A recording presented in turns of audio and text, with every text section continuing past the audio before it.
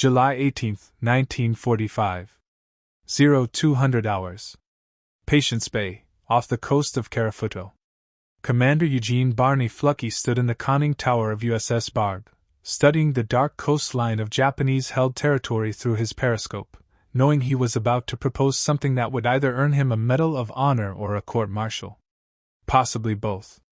The 37-year-old submarine captain had already sunk more Japanese tonnage than most submarine commanders would in an entire career, but what he was planning for tonight went far beyond the normal duties of submarine warfare.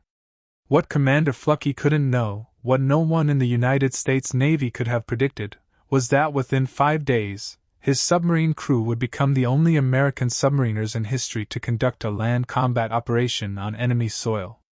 That they would go ashore in Japan, plant explosives on a railway line, destroy a 16-car train, and escape back to their submarine before Japanese forces could respond. That this mission would become legendary in submarine service and would influence special operations doctrine for generations to come. USS Barb, a Goddard-class fleet submarine, had departed Pearl Harbor on June 8, 1945, for her 12th and final war patrol. Under Fluckey's command since April 1944, Barb had become one of the most aggressive and successful submarines in the Pacific Fleet. She'd sunk 17 enemy vessels totaling over 96,000 tons, survived depth-charge attacks that should have destroyed her, and pioneered tactics that other submarines would adopt throughout the war. But by July 1945, targets were becoming scarce.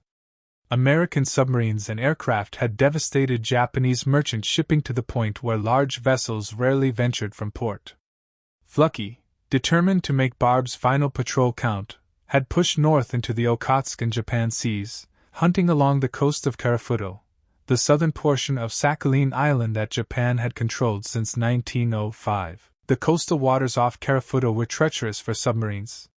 Shallow, heavily mined, and patrolled by Japanese anti-submarine forces, these areas were generally avoided by American submarines. But Fluckey had noticed something during previous patrols along this coast that had sparked an idea both brilliant and insane. A railway line ran along the eastern coast of Karafuto, hugging the shoreline in some places coming within 600 yards of the water. This railway was vital to Japanese operations in the region, carrying troops, supplies, and equipment between the industrial centers in the south and military installations in the north. Fluckey had watched through his periscope as trains passed regularly along this line, tantalizing targets that were completely beyond the reach of his torpedoes. Lieutenant William Walker, Barb's executive officer, had been with Fluckey long enough to recognize when his captain was developing one of his unconventional plans. On the evening of July 18th, as Barb lay submerged in Patience Bay, a name that would prove ironically appropriate, Walker found Fluckey hunched over charts in the wardroom, measuring distances from the shoreline to the railway tracks. "Skipper," Walker said carefully, "you're not thinking what I think you're thinking." Fluckey looked up, his eyes showing that unique combination of calculation and mischief that his crew had learned meant something extraordinary was about to happen. "Bill, how far do you think it is from that beach to the railway tracks?" Walker studied the chart. "Maybe 400 yards. Through what looks like fairly open terrain based on the contour lines." "Why?" "Because," Fluckey said quietly, "I'm tired of watching trains go by while we're sitting here with a submarine full of explosives and no ships to use them on. What if we took some of those scuttling charges we carry, went ashore, and blew up the damned railroad tracks?" Walker stared at his captain. Scuttling charges were designed to destroy a submarine's sensitive equipment if the boat had to be abandoned, each one containing 55 pounds of high explosive. The idea of using them for demolition on land was, well, it was either genius or madness. Possibly both. "Sir," Walker said slowly, "submarines don't operate on land. That's not what we do. That's not what anyone does." "Exactly," Fluckey replied with a grin. "Which is why the Japanese would never expect it. They're guarding against submarine attacks from the water, against air attacks from above. But a landing party? Coming ashore from a submarine to blow up a train? They won't see it coming." What made this idea particularly audacious was the strategic situation in July 1945. Japan was clearly losing the war, but the Japanese military showed no signs of surrendering. American planners were preparing for Operation Downfall, the invasion of the Japanese home islands, which was expected to cost hundreds of thousands of American casualties. Every disruption to Japanese logistics, every delay in their ability to move troops and supplies, potentially saved American lives in the coming invasion. The railway line along Karafuto's coast wasn't just carrying civilian cargo. Intelligence reports indicated it was a critical supply route for Japanese forces in Manchuria and the Kuril Islands. Disrupting this line would force the Japanese to reroute supplies through longer, more vulnerable routes, or to divert resources to repair and guard the railway. But the operational challenges were enormous.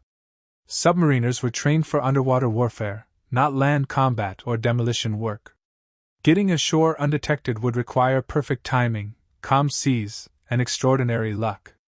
The shore party would need to locate the railway, place explosives correctly, and escape back to the submarine before Japanese forces responded, and all of this would happen at night, in enemy territory, with no possibility of rescue if something went wrong. Fluckey called a meeting of his officers in the wardroom.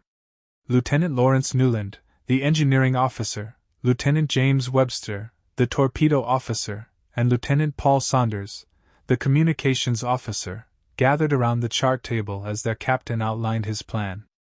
"Gentlemen," Fluckey began, "I'm proposing that we conduct a shore operation against the coastal railway. A small party would go ashore at night, move inland to the tracks, place demolition charges, and return to the submarine.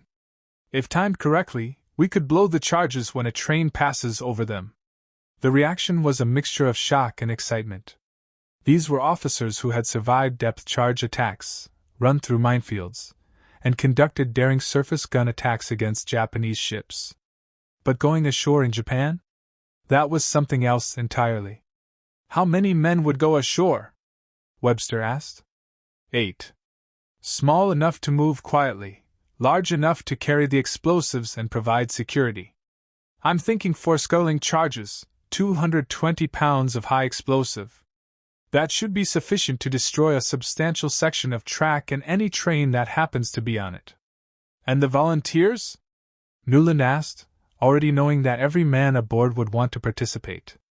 "I'll ask for volunteers from the crew. Men with demolition experience, good physical condition, and the right temperament for this kind of operation. This isn't submarine work, it's commando work. Different skills entirely." What Fluckey didn't mention in that meeting, what he was still calculating in his mind, was the historical significance of what he was proposing.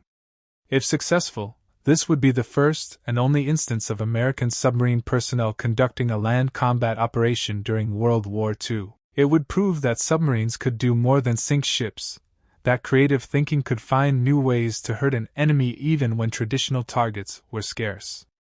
The following morning, Fluckey gathered the entire crew in the torpedo room and forward battery compartment, the only spaces large enough to hold all 80 men aboard Barb. The crew knew something unusual was coming. Fluckey's reputation for aggressive, unconventional tactics was well established, and the word had spread that the captain had something special planned. "Men," Fluckey began, his voice carrying through the crowded spaces, "we've had a hell of a patrol so far.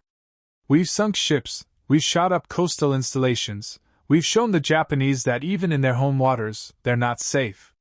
But targets are getting scarce, and I'm damned if we're going to sail home without making one more significant contribution to this war."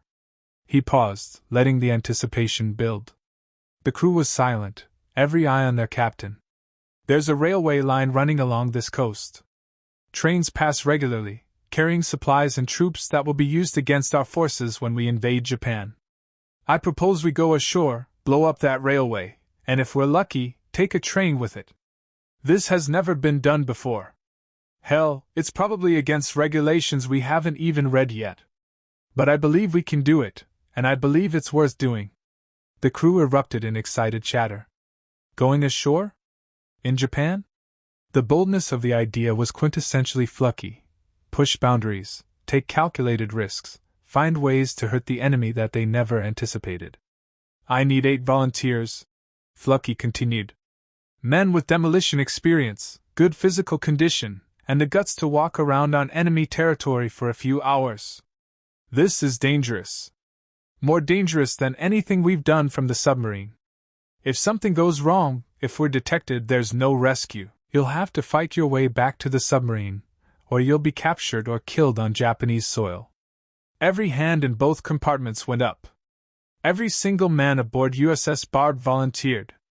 Fluckey had expected enthusiasm, but this overwhelming response moved him more than he would admit. These men, who had every reason to play it safe on what was likely their last patrol, who knew the war was nearly won and that surviving to see peace was now a real possibility, were willing to risk everything for one more mission. The selection process took hours. Fluckey interviewed dozens of men, looking for specific qualities beyond just courage and willingness. He needed men who could think independently, who wouldn't panic if things went wrong, who had experience with explosives or demolition. He needed men who were physically fit enough to cover rough terrain quickly, and who could handle weapons if they encountered Japanese forces. Paul Saunders, the communications officer and a former torpedo man, was the obvious choice to lead the shore party's demolition work. He understood explosives intimately, had experience with the scuttling charges they'd be using, and possessed the calm demeanor necessary for delicate work under pressure. Billy Hatfield, a signalman, was selected for his sharp eyes and steady hands. 5 enlisted men with various specialties rounded out the party, men who'd proven themselves in previous patrol actions, who'd kept their heads during depth charge attacks, who'd earned the trust of their shipmates and officers. The planning took 2 days. Charts were studied endlessly, measuring distances from potential landing sites to the railway tracks. Weather patterns were analyzed to predict sea conditions for the crucial night. Tide tables were consulted to ensure the landing site would be accessible. The demolition charges were prepared, fitted with long fuses that would give the shore party time to return to the submarine before detonation. Lieutenant Walker worked with Saunders on the technical details. The scuttling charges each contained 55 pounds of TNT, powerful enough to destroy a submarine's classified equipment. 4 charges placed along a section of railway track would not just damage the rails but would crater the roadbed, making repair difficult and time-consuming. If a train happened to be passing when the charges detonated, the destruction would be catastrophic. The fuses were the critical element. Too short, and the shore party might be caught in the blast. Too long, and the party might miss a passing train, or Japanese forces might discover the charges before detonation. They settled on microphone fuses, pressure-sensitive devices originally designed for mines that would detonate when the vibration of a passing train triggered them. As backup, they installed time delay fuses set for 90 minutes, giving the shore party ample time to return to the submarine. What made this mission even more remarkable was the timing. By July 1945, American forces were conducting massive air raids on Japanese cities, preparing for the invasion of Japan itself. The atomic bomb would be dropped on Hiroshima in less than 3 weeks, though no one aboard USS Barb knew that. In the context of a war approaching its climax, this small sabotage mission might seem insignificant. But Fluckey understood that every action mattered, that disrupting Japanese logistics saved American lives, and that proving submarines could operate effectively on land might open new tactical possibilities for future conflicts. On the evening of July 22, Fluckey received the weather report he'd been waiting for. Clear skies, calm seas, new moon providing maximum darkness. Perfect conditions for a covert landing. He gathered the shore party for final instructions. "Gentlemen," he said, looking at each of the 8 men who would be going ashore. "Tomorrow night we make history. Remember your training, trust each other, and get back to this boat. The Barb will be waiting exactly where we surfaced, ready to dive the instant you're aboard. Timing is everything. Move fast, work smart, and don't be heroes. Plant the charges, start the fuses, and run like hell back to the submarine." The shore party checked their equipment one final time. Each man carried a knife, a pistol, and a submachine gun. They wore dark clothing with no insignia or identification. If captured, they wanted no proof they were American military personnel conducting operations on Japanese soil.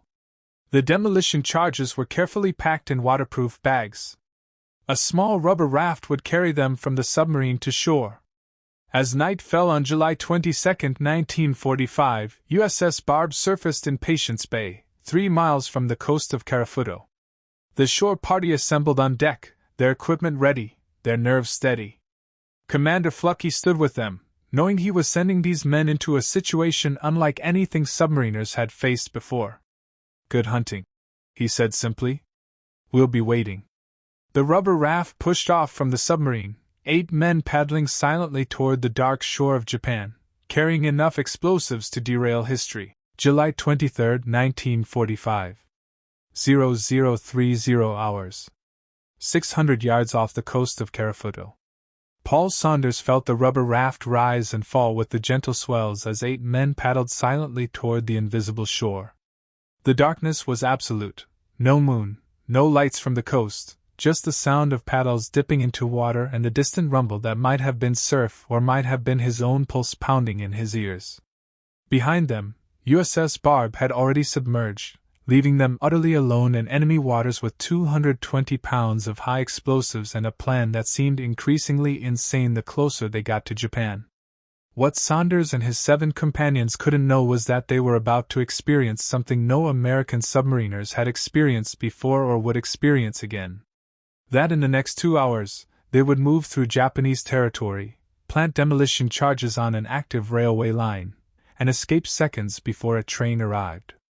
That their success would prove submarines could project power beyond torpedoes and deck guns, extending naval warfare onto enemy soil in ways that would influence special operations doctrine for decades. The shore party consisted of 8 carefully selected men, each chosen for specific skills and temperament. Saunders, as senior enlisted man and demolition expert, led the party. Billy Hatfield, the signalman, would handle communications with the submarine using a waterproof radio. Torpedoman's mate Francis Sever brought his experience with explosives and mechanisms. Gunner's mate James Richard would provide security with his intimate knowledge of weapons. Motor machinist's mate William Walker, not to be confused with the executive officer of the same name, understood machinery and could assess the railway's construction. Electrician's mate John Markison could handle the fusing systems. Fireman Lawrence Newland brought youthful energy and sharp eyes. And seaman Edward Klingelsmith completed the party with his proven coolness under pressure. As the raft approached the shore, the men could begin to make out the coastline, a dark mass slightly blacker than the surrounding darkness. The beach appeared to be gravel rather than sand, which meant their approach would be noisier but their footprints less visible. The terrain beyond the beach rose gradually, covered with what looked like scrub vegetation and scattered trees. Saunders raised his hand, signaling the others to stop paddling. They drifted the last 50 yards, listening intently for any sound that might indicate Japanese patrols or coastal watchers. Nothing. Just the gentle lap of waves against the shore and the whisper of wind through coastal vegetation. The raft grounded on the gravel beach with a soft crunch that seemed deafeningly loud in the silence. The shore party froze, weapons ready, waiting to see if the sound had attracted attention. 30 seconds passed. A minute. Nothing moved in the darkness ahead. "Okay," Saunders whispered. "Just like we planned. Hatfield, set up the radio and maintain contact with Barb. Everyone else, grab the charges and follow me. Stay low, move quiet, and keep your eyes open." 4 men lifted the waterproof bags containing the scuttling charges, each bag weighing 55 pounds. The remaining men formed the loose perimeter, weapons ready, watching for any sign of Japanese forces.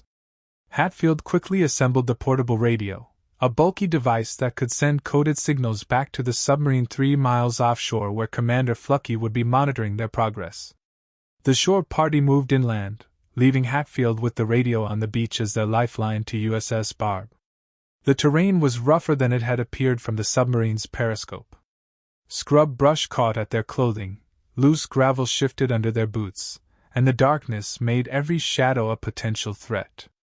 They moved in single file, Saunders leading with his compass, following a heading that should bring them to the railway tracks. The distance from beach to railway was approximately 400 yards according to Fluckey's measurements from the charts.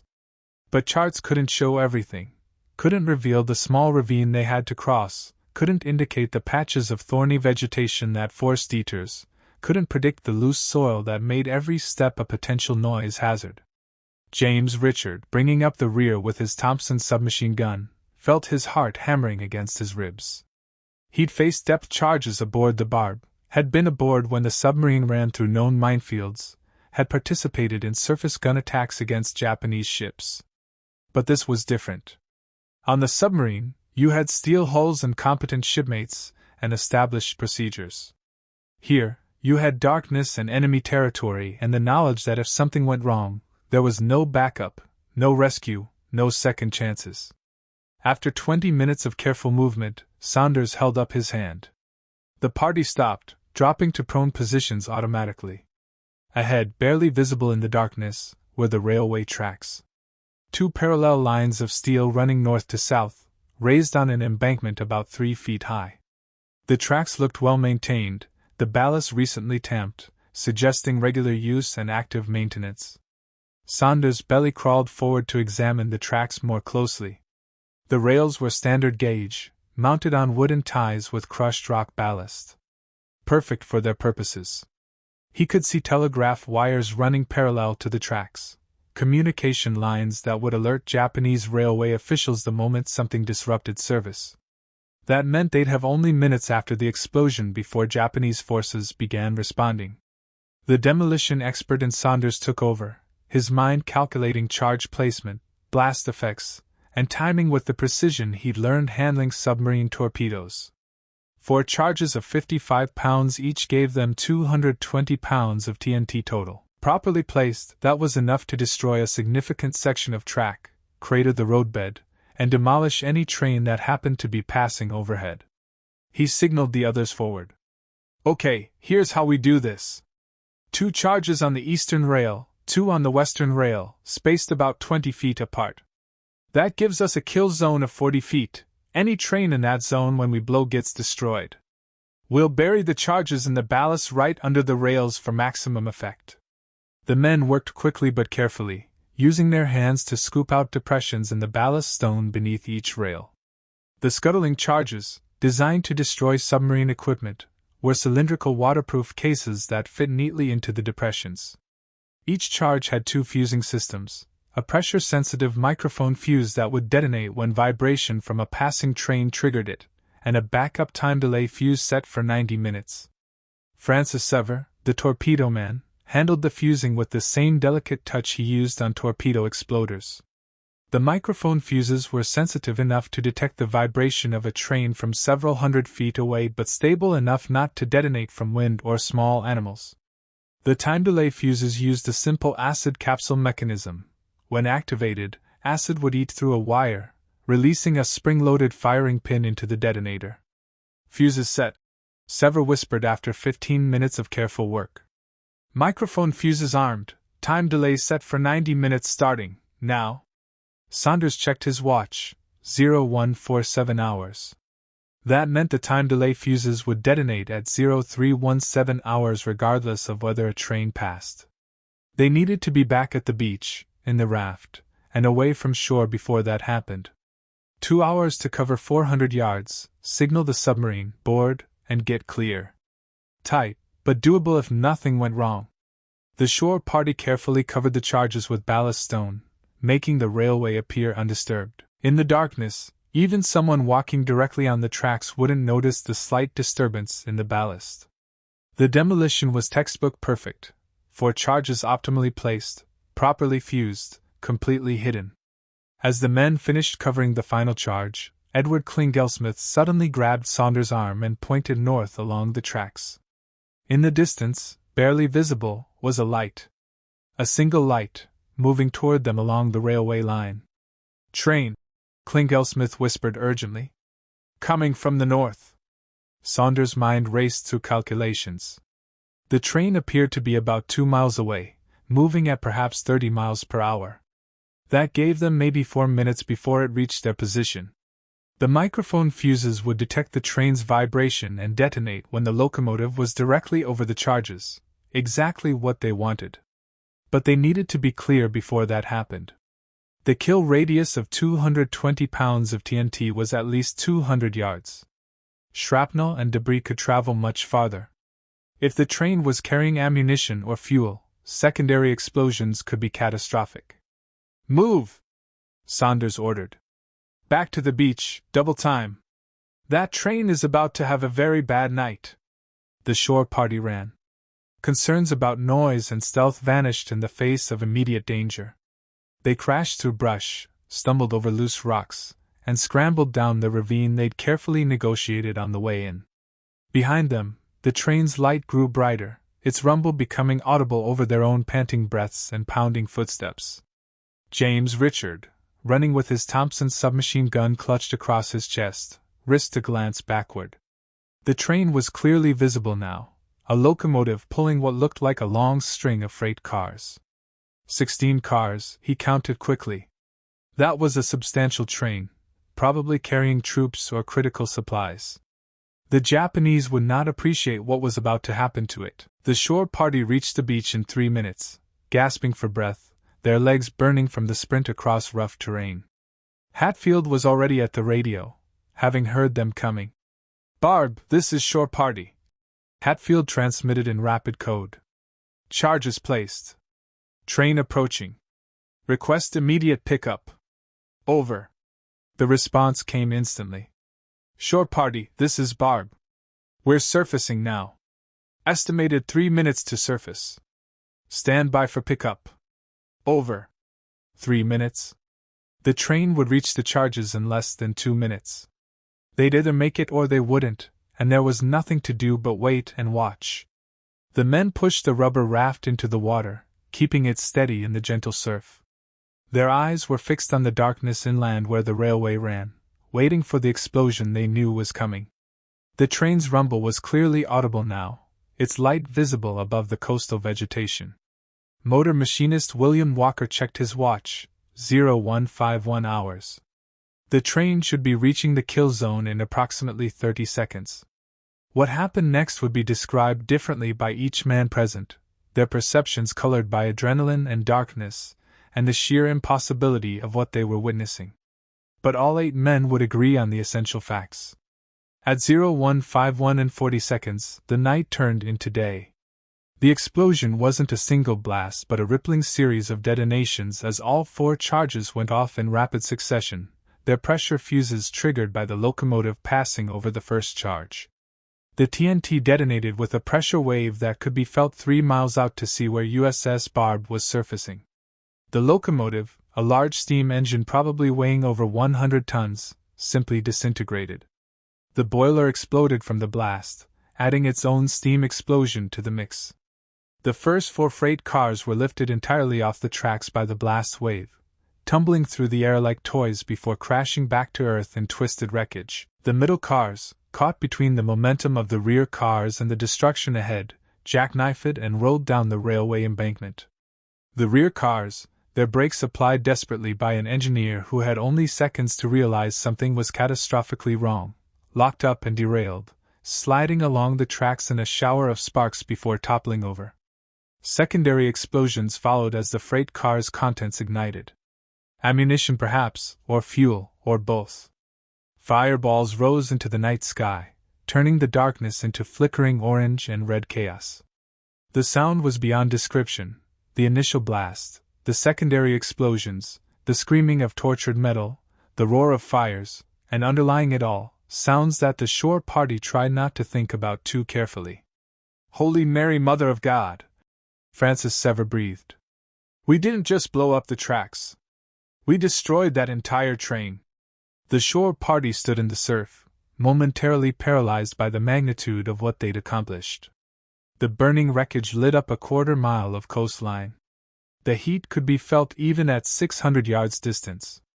And somewhere in that chaos, Japanese railway workers and soldiers were dead or dying, victims of 8 American submariners who'd walked onto Japanese soil and planted death. "Shore party, this is Barb." The radio crackled. "We see the fireworks. Beautiful work. We're on the surface, coming to your position. Get ready to board immediately."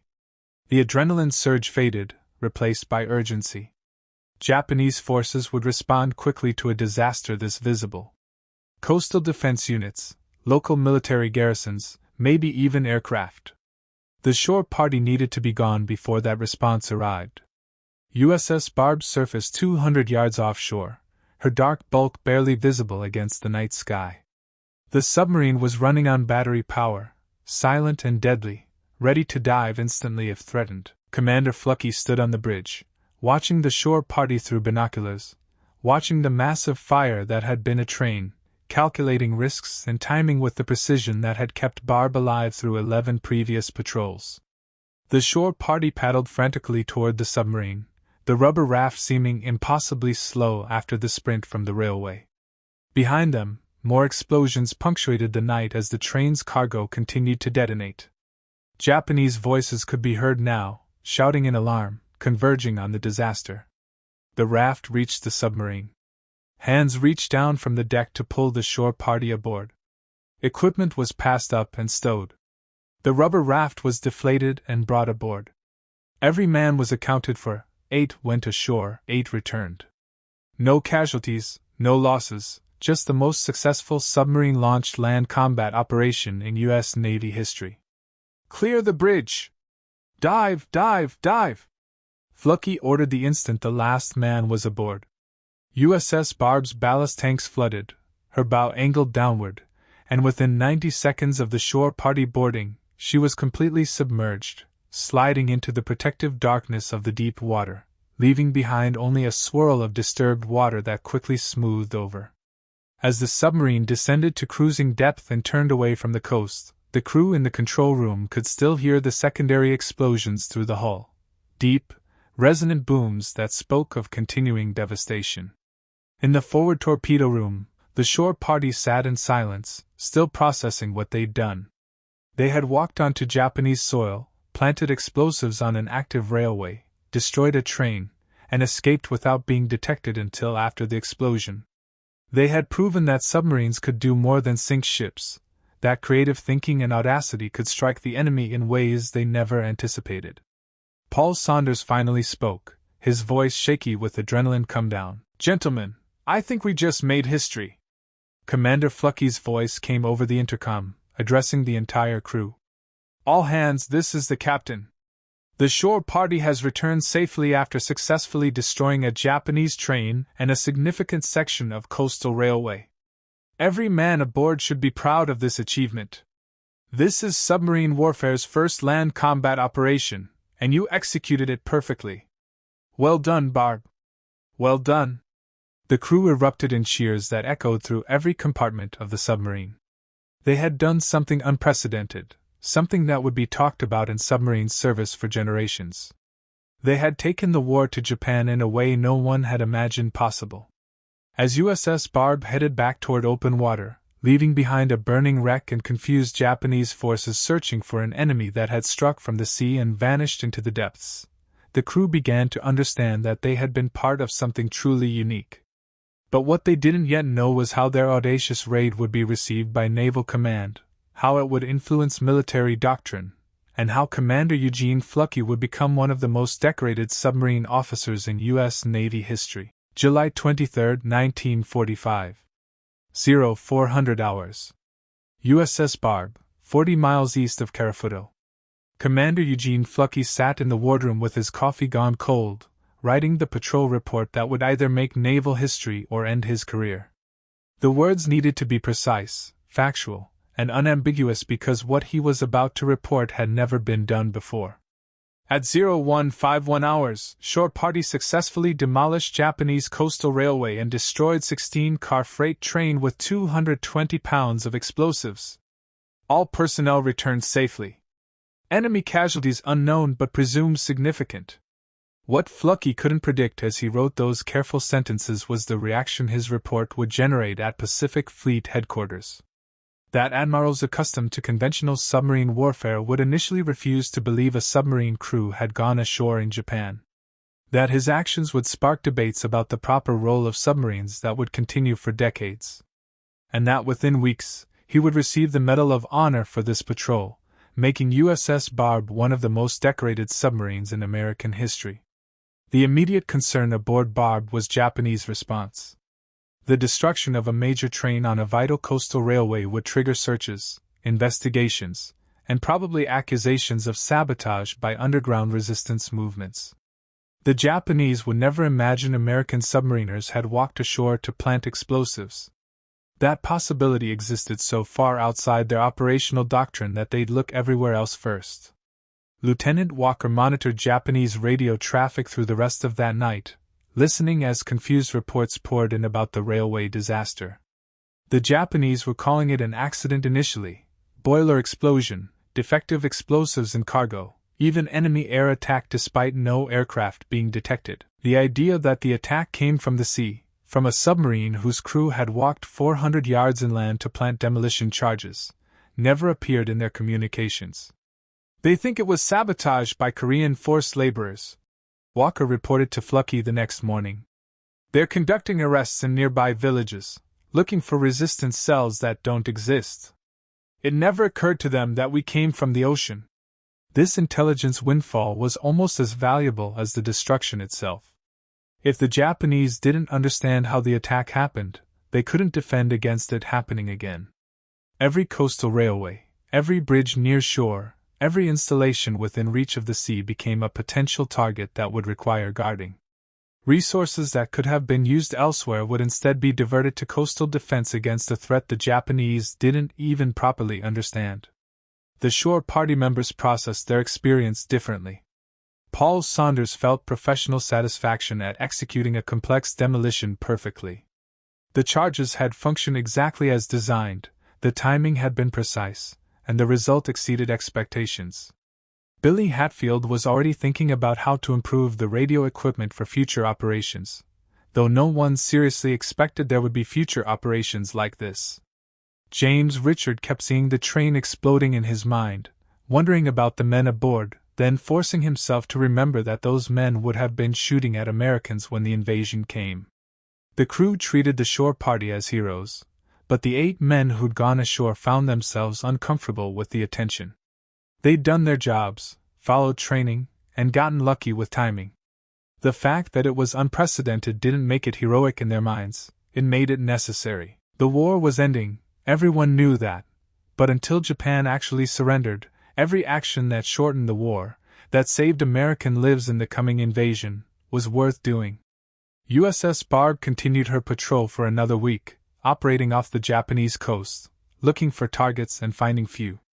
The submarine warfare campaign had been so successful that large Japanese vessels rarely ventured from port. Fluckey used this time to conduct more unconventional attacks, surfacing to shell coastal installations with Barb's deck guns, launching rockets at industrial facilities, generally making a nuisance of himself in Japanese home waters. On August 2, 1945, Barb received orders to return to Pearl Harbor. The patrol was complete, and Naval Command wanted to debrief the crew about the railway operation. As the submarine headed east across the Pacific, Fluckey refined his patrol report, knowing it would be scrutinized by officers who might not appreciate his creative interpretation of submarine warfare doctrine. The return to Pearl Harbor on August 13, 1945, should have been triumphant. USS Barb was ending her 12th patrol, she'd sunk more enemy tonnage than almost any other submarine, and she'd conducted the most audacious land operation in submarine history. But the news that greeted them overshadowed everything else. On August 6, an atomic bomb had destroyed Hiroshima. On August 9, another had obliterated Nagasaki. The Soviet Union had declared war on Japan. And on August 15, just 2 days after Barb's return, Japan would announce its surrender. The war was ending. The invasion that would have cost hundreds of thousands of lives would never happen. And every disruptive action, every supply line severed, every train destroyed had contributed to the cumulative pressure that made Japanese surrender inevitable. Commander Fluckey's debriefing at Pacific Fleet Headquarters lasted 3 days. Admiral Charles Lockwood, Commander Submarine Force Pacific, wanted to know every detail of the railway operation. How was it planned? How did they select the landing site? What weapons did the shore party carry? What training had they received? How did they communicate with the submarine? But Lockwood's questions weren't critical, they were fascinated. The Admiral immediately recognized that Fluckey had expanded submarine warfare's possibilities. If submarines could strike targets on land, if they could project power beyond their torpedoes, then their strategic value increased enormously. "Fluckey," Lockwood said after reviewing the complete report, "you've just proven that submarines can conduct special operations ashore. You've created a capability that we'll be developing for decades. This is exactly the kind of innovative thinking that wins wars." The Medal of Honor recommendation came through channels remarkably quickly. Normally, such decorations took months of review, verification, and approval. But Fluckey's entire patrol, the aggressive hunting in dangerous waters, the surface gun actions, the rocket attacks, and especially the railway operation, represented submarine warfare at its most audacious. On December 14, 1945, President Harry Truman personally presented Commander Eugene Fluckey with the Medal of Honor at a White House ceremony. The citation read in part, "For conspicuous gallantry and intrepidity at the risk of his life above and beyond the call of duty as commanding officer of the USS Barb during her 11th and 12th war patrols. In addition to sinking Japanese vessels, Commander Fluckey conducted an unprecedented landing operation, placing demolition charges that destroyed a coastal railway and enemy train, demonstrating exceptional daring and tactical innovation." USS Barb received the Presidential Unit Citation, one of only 3 submarines to receive this honor during World War II. The crew received numerous individual decorations, and the 8 men who'd gone ashore in Japan became legends in submarine service, the only submariners in history to conduct ground combat operations. The railway operations' influence on military doctrine took years to fully develop. The concept of submarines launching special operations teams would eventually lead to the creation of SEAL delivery vehicles, submarine-launched commando operations, and the integration of special operations forces with submarine warfare. Modern nuclear submarines carry SEAL teams specifically for missions akin to what Barb's crew accomplished in July 1945. The Japanese never did figure out exactly what happened that night. Post-war interrogations revealed they'd concluded it was either sabotage by resistance fighters or possibly a delayed action bomb from an earlier air raid. The idea that American submariners had walked ashore, planted explosives, and escaped by submarine was so far outside their operational thinking that it never seriously occurred to them. The strategic impact was modest but real. The railway line was out of service for 3 weeks, forcing rerouting of supplies through longer, more vulnerable routes. Japanese resources were diverted to guard coastal installations against threats they didn't understand. And perhaps most importantly, the Japanese military's confidence in their home island's security was shaken. If the enemy could strike anywhere, even railways inland from the coast, then nowhere was truly safe. For the crew of USS Barb, the railway operation became the defining moment of their service.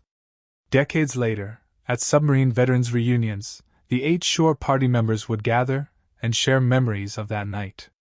They'd laugh about the terror they'd felt, the absurdity of submariners playing commando, and the pure luck of having a train arrive at exactly the right moment. Commander Eugene Fluckey went on to a distinguished post-war career, eventually retiring as Rear Admiral. He never conducted another operation quite like the railway raid, but he never needed to. That one night in July 1945 had proven everything he wanted to prove about creative thinking, calculated risk-taking, and the value of pushing beyond established doctrine. USS Barb was decommissioned in 1954. Her combat career ended but her legacy secure. She was eventually sold for scrap in 1972, but pieces of the submarine were preserved at various naval museums, tangible connections to the boat that had dared to make war on land as well as at sea. The railway operation proved prophetic in ways no one could have predicted in 1945. Modern submarine warfare includes capabilities that would have seemed like science fiction to Fluckey's generation: ballistic missiles, cruise missiles, special operations insertions, intelligence-gathering missions that put teams ashore in hostile territory. But all of these capabilities trace their conceptual lineage back to 8 men in a rubber raft, paddling toward the coast of Japan with explosives and audacity. December 14, 1945. The White House, Washington, D.C. Commander Eugene Fluckey stood at attention as President Harry Truman placed the Medal of Honor around his neck, the weight of the blue ribbon and star a physical reminder of a night in July when 8 submariners had walked onto Japanese soil and changed naval warfare forever.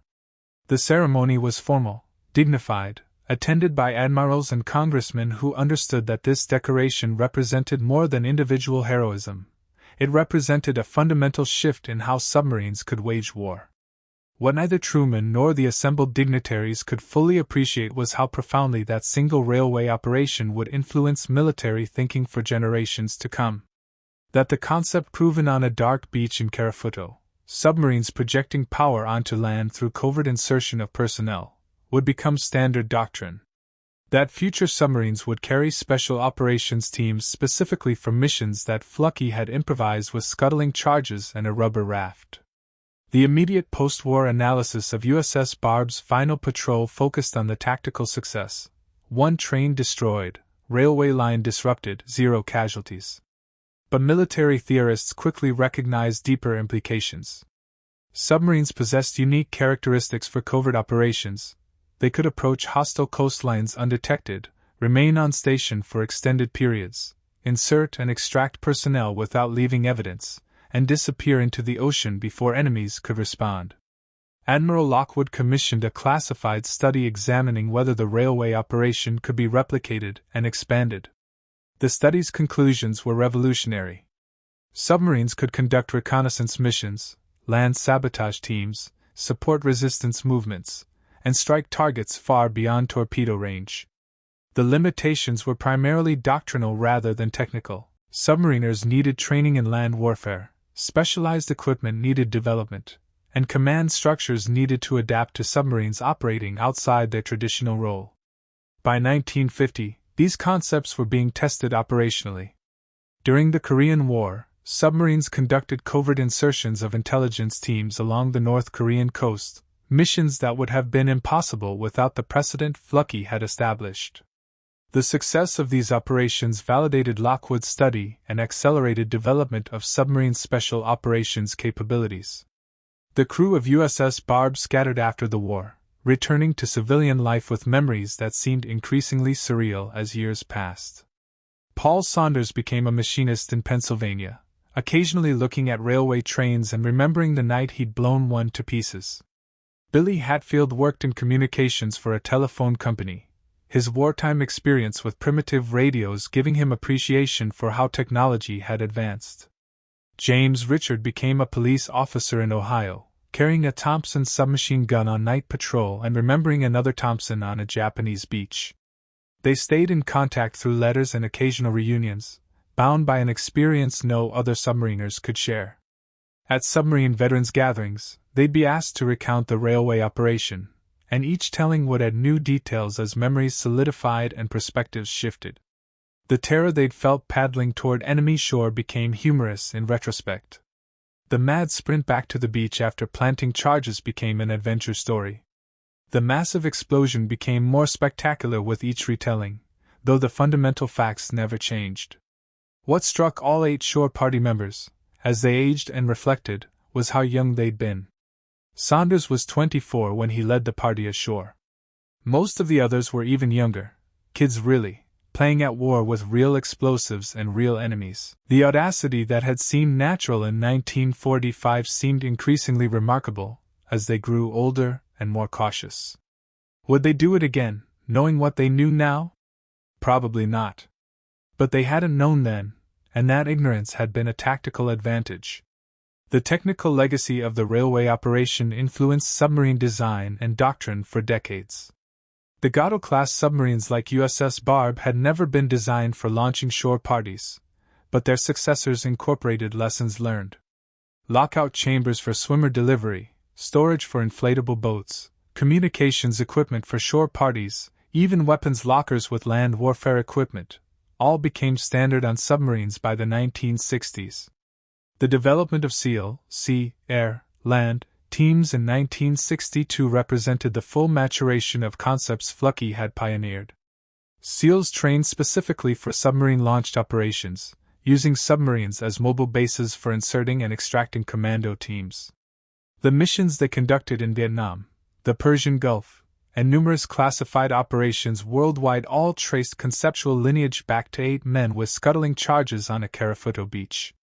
Modern submarine commanders study the Barb railway operation at the Naval Submarine School as an example of tactical innovation and calculated risk-taking.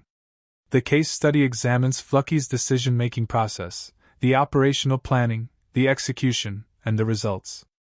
Students learn that established doctrine should guide but never constrain thinking, that commanders must balance risk against reward, and that unconventional solutions sometimes produce extraordinary results. The Japanese perspective on the railway operation emerged gradually through post-war research and interviews.